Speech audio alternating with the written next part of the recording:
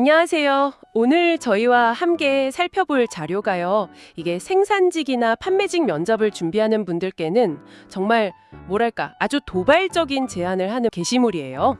아, 도발적이요? 흥미로운데요? 네.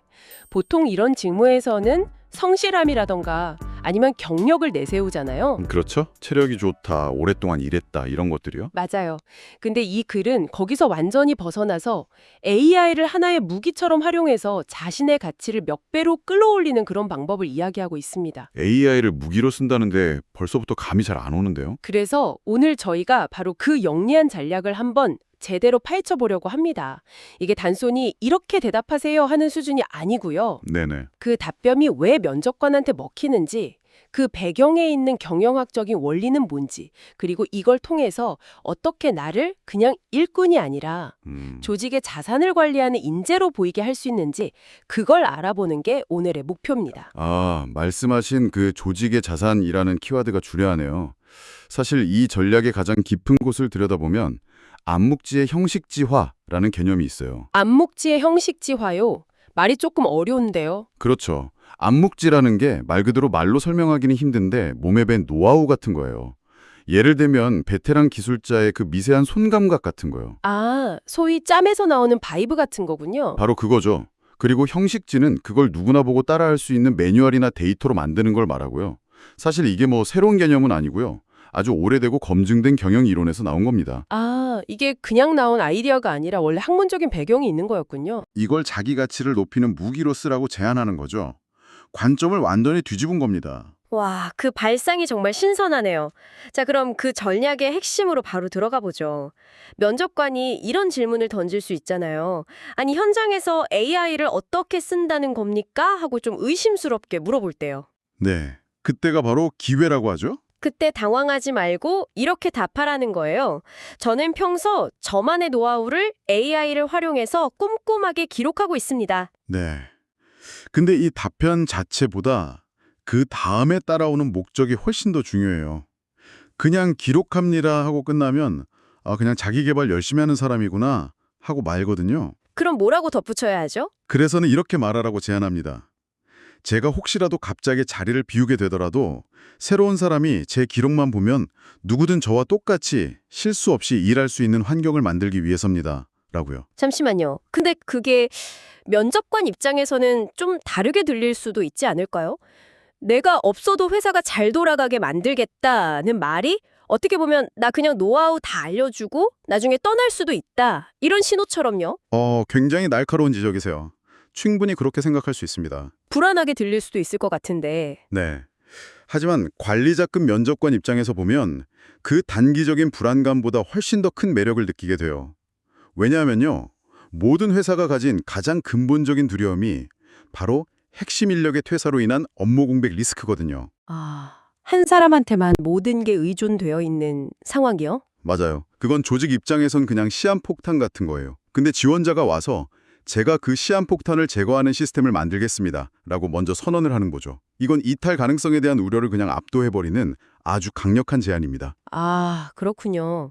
그러니까 제 개인의 이탈 리스크보다 조직 전체의 시스템 안정성이라는 가치가 훨씬 크기 때문에 매력적으로 들린다. 정확합니다. 열심히 하겠습니다 같은 막연한 약속이랑은 차원이 다른 거죠. 듣고 보니 그렇네요. 지원자를 단순한 실행자가 아니라 조직의 문제를 먼저 고민하고 해결책을 내놓는, 뭐랄까 설계자처럼 보이게 만드는 효과가 있겠어요? 바로 그겁니다. 인식 자체가 완전히 달라지는 거죠. 알겠습니다. 개념은 알겠는데 막상 생산직 지원자가 면접에서 제 감각을 데이터화하겠습니다. 이렇게 말하면 너무 뜬구름 잡는 소리 같지 않을까요? 좋은 질문입니다. 그래서 이 글에서도 직군별로 아주 구체적인 예시를 들어줘요. 예를 들어서 생산직 지원자라면 이렇게 시작하는 거예요. 저는 오랫동안 이 기계를 달아와서 기계가 내는 평소와는 다른 미세한 진동이나 소리 변화만으로도 며칠 뒤에 어떤 문제가 생길지 예측할 수 있습니다. 네, 거기까지는 뭐 베테랑 분들이 흔히 하시는 어필 같아요. 근데 여기서 AI는 어떻게 등장하는 거죠? 여기서 말하는 AI가 무슨 거창한 프로그램이 아니라는 걸 명확히 해야 해요. 이렇게 설명하는 거죠. 그래서 저는 스마트폰 음성 메모 같은 간단한 기능을 써서요. 몇 월 며칠 어떤 소음 발생, 느낌은 어떠함, 이런 식으로 제 감각을 계속 텍스트로 기록하고 있습니다. 아, 그러니까 음성 인식으로 텍스트 만들고 키워드 정리해주는 그런 간단한 기능도 AI를 활용한 데이터 축적이라고 표현하는 거군요. 바로 그거예요. 이렇게 데이터가 쌓이면 나중에는 특정 소음이랑 특정 부품의 고장 사이에 어떤 패턴이 있는지 분석해서 장애 예측 체크리스트를 만들 수 있습니다. 라고 제안하는 거죠. 와, 진동, 소음 이런 키워드만 꾸준히 기록해도 나중에 패턴을 찾을 수 있으니까요. 굉장히 현실적인데요. 네, 나만 아는 기술을 회사의 공식 자산으로 바꾸겠다는 의지를 보여주는 거예요. 그냥 저는 기계를 잘 다룹니다를 넘어서 저는 기계 고장 패턴을 데이터로 만들어서 회사의 불량률과 수리 비용을 줄이는 시스템을 제안할 수 있습니다. 라고 말하는 셈이죠. 와, 면접관 입장에서는 직원을 한 명 뽑았는데 거의 컨설턴트 한 명을 얻는 기분이겠네요. 그렇죠. 판매직도 똑같아요. 보통 판매 잘하는 분들은 눈치가 빠르다고 하잖아요. 네, 맞아요. 고객 표정이나 말투만 봐도 딱 안다고. 그 눈치가 바로 판매직의 핵심 암묵지인 거죠. 이것도 똑같이 형식지화할 수 있어요. 예를 들면 저는 고객이 어떤 질문을 할 때 구매 확률이 높은지, 또 망설이는 고객에게 어떤 말을 건넸을 때 마음을 돌렸는지 이런 성공 사례들을 저만의 상황별 대응 시나리오로 정리하고 있습니다. 여기서도 그럼 AI를 쓴다고 말하고요. 네, 이런 시나리오들을 데이터로 만들어서 신입사원이나 판매에 어려움을 겪는 동료들이 참고할 수 있는 일종의 성공 공식 가이드를 만드는 데 기여하고 싶습니다. 이렇게 포부를 밝히는 거죠. 아, 그렇게 되면 이 사람은 그냥 자기 물건만 잘 파는 에이스가 아니라 매장 전체의 판매 역량을 끌어올릴 수 있는 시스템 설계자, 전략가로 보이겠네요. 맞습니다. 두 사례 모두 핵심은 똑같아요. 내 몸에 밴 지극히 개인적인 경험을 데이터와 시스템이라는 객관적인 언어로 번역해서 회사 전체에 기여하겠다는 태도를 보여주는 겁니다. 나만 잘한다가 아니라 나의 노하우로 우리 팀 전체가 잘하게 만들겠다는 거네요. 그렇죠. 기업은 한 명의 슈퍼스타보다 여러 명을 스타로 만들어줄 시스템을 가진 사람을 원할 수밖에 없거든요. 근데 이 글에서 좀 의외였던 부분이 합격한 다음의 이야기였어요. 면접 때는 다 줄 것처럼 얘기했다가 막상 입사하고 나서는 그 노하우를 기록하는 속도를 조절해야 한다고요? 이건 좀 약속을 안 지키는 것처럼 보일 수도 있지 않을까요? 네, 충분히 그렇게 보일 수 있죠. 그래서 이 부분이 이 전략의 가장 현실적이면서도 어떻게 보면 가장 어려운 지점이에요. 그래서도 아주 신중하고 천천히 본인의 상황에 맞춰서 조금씩 내놓으십시오라고 아주 단호하게 말하거든요. 왜 그렇게까지 해야 하는 거죠? 이미 합격했는데 그냥 다 공유하고 인정받는 게 더 좋은 거 아닌가요? 한번 상상해 보세요. 만약에 내 모든 비법, 모든 암묵지를 짧은 시간 안에 전부 매뉴얼로 만들어서 회사에 줬어요. 그럼 회사는 어떻게 될까요? 그 시스템을 얻었으니까, 더 이상 그 직원에게 의존할 필요가 없어지죠.